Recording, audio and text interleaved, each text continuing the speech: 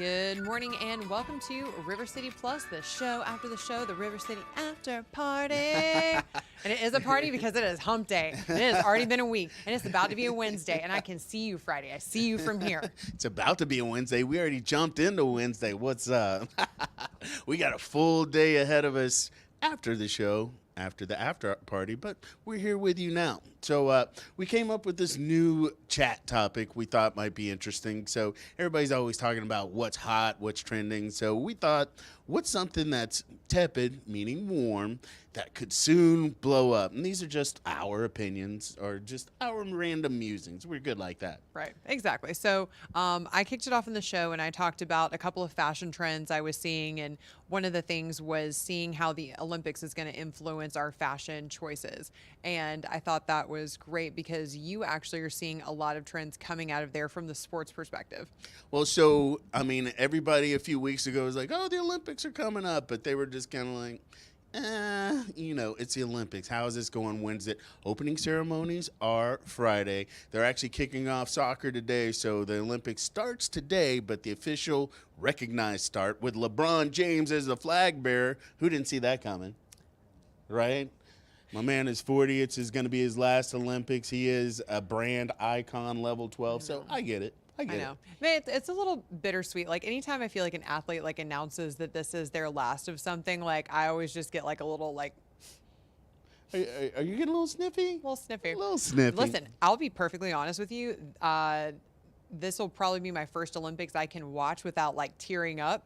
Why? Because I'm like, I got cut from the Olympics twice. I was bitter about it. Well, I would be too. I was bitter. I always laugh. Coach Karai, who is a phenomenal volleyball coach, but he coaches the women's indoor volleyball team. And I always say it's the only man that ever broke my heart. Still upset, but I have that T-shirt. We're letting it go. It's a new time, new vibe. But so you've seen some of the events. Most people are like, they're there for the gymnastics. Simone Biles, woo! Yeah, the American team is going to be nuts as usual. Did you hear about the Chinese captain that got kicked off the team for smoking? Smoking what? Just cigarettes. Oh. It's like, spicy. It just goes against their team policy. But got gymnastics. I mean, of course, we're about that track and field, the sprinting. And, we've got some locals that are doing some things. We'll get into that in a sec. But, most people, when you think about Olympics, it's traditional. We're thinking track and field. Beach volleyball and indoor volleyball have been added, or beach was added. That's been a staple. Wrestling, taekwondo.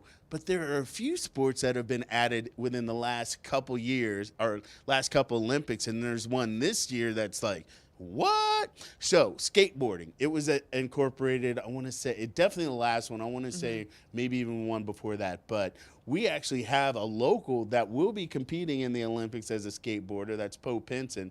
But the fact that it was added to the Olympics is like, wait, what? I think it just shows how people are recognizing excellence in different non-traditional sports areas.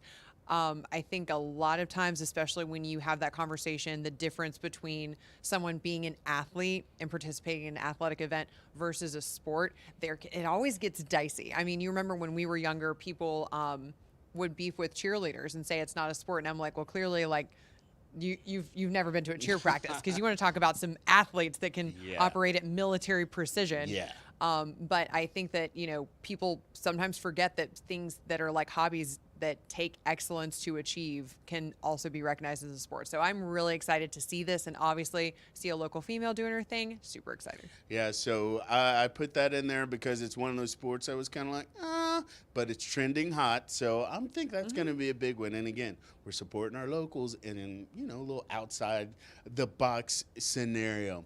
Now, the sport that is really blowing my mind, I never even would have considered it a sport, although the people involved in it are athletes, breakdancing this year. What?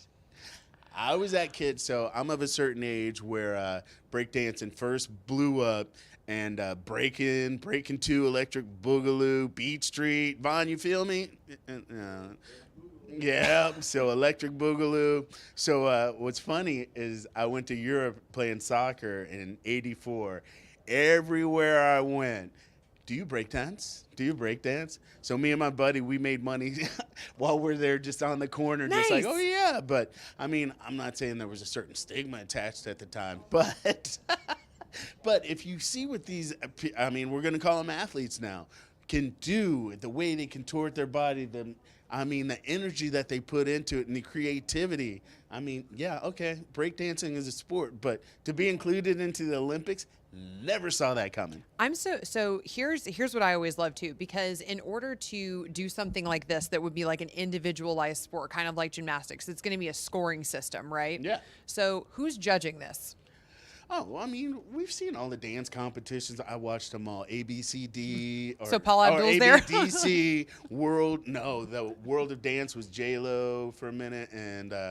But yeah, they're going to have some quality judges Yeah. because if you go on all the socials, I mean, that's one of my threads. It's all kinds of dances and stuff, and I get goosebumps watching some of the activities that they put on. Now, I don't know if it's all individual, if they're doing some team stuff as well, but it's gonna be a show. Oh yeah, what's the date? I wish. Okay, we got to look up after the show. I want to know what the team uniform looks like.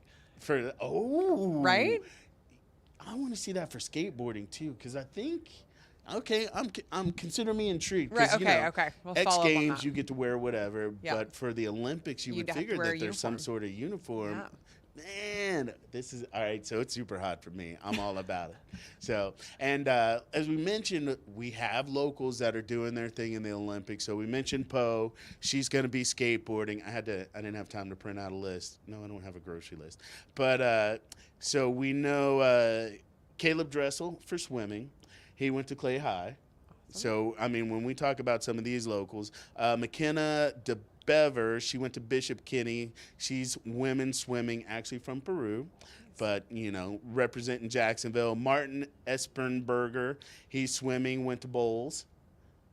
Yeah, we got quite the list here. I mean, Eduardo Garcia, Mandarin, he's in the men's marathon. Sabrina Lynn, Bowles, women's swimming.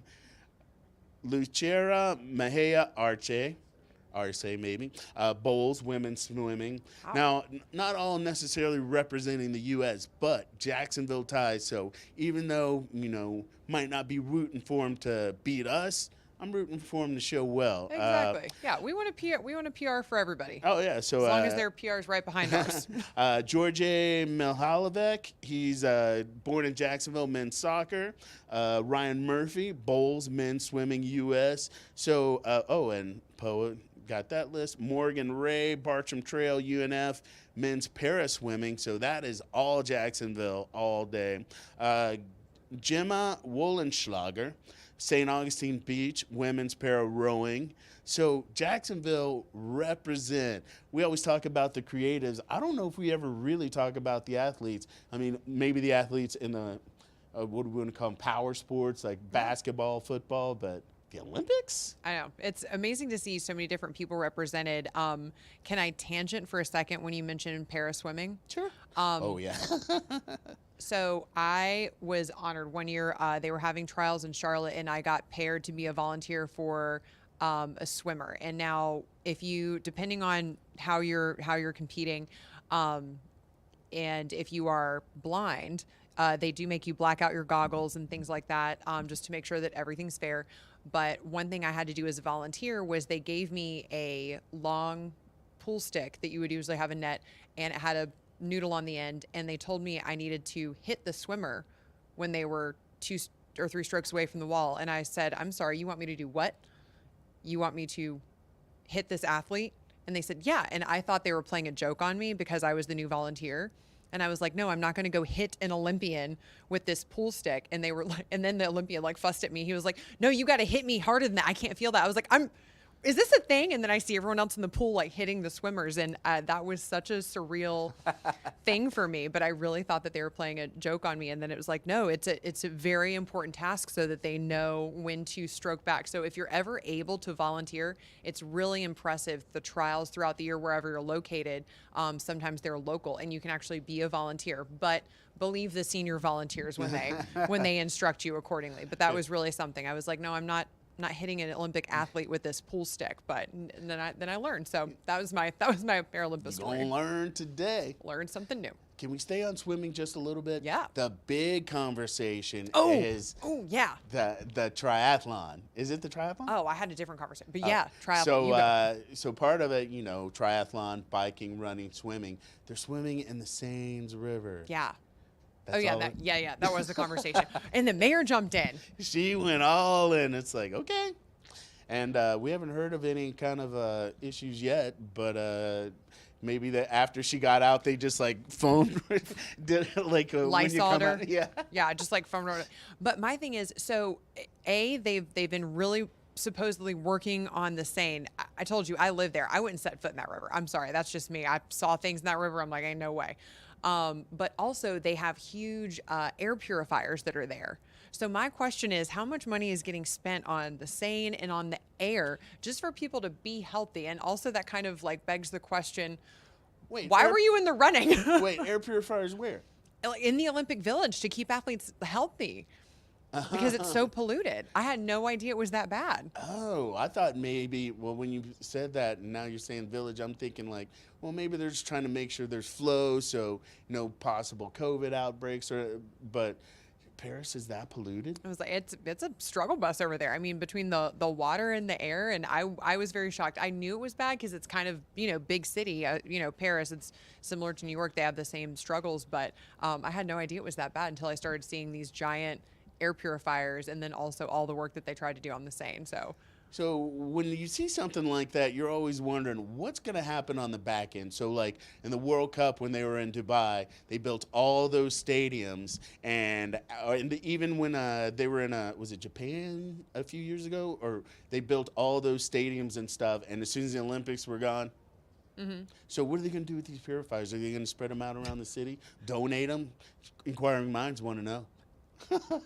So so if you guys have an idea for us, that's something that you're like, this could be interesting for our Tepid to trending chat, send us a message on River City Live TV or River City Live at WJXT.com, or you can hit our Facebook page. But we're also always interested in the conversation out in the streets. Yep, absolutely. Now, for those of you who RSVP'd for Sugar Factory, we will see you guys this afternoon. And for everybody else, we will see you bright and early tomorrow morning for River City Live.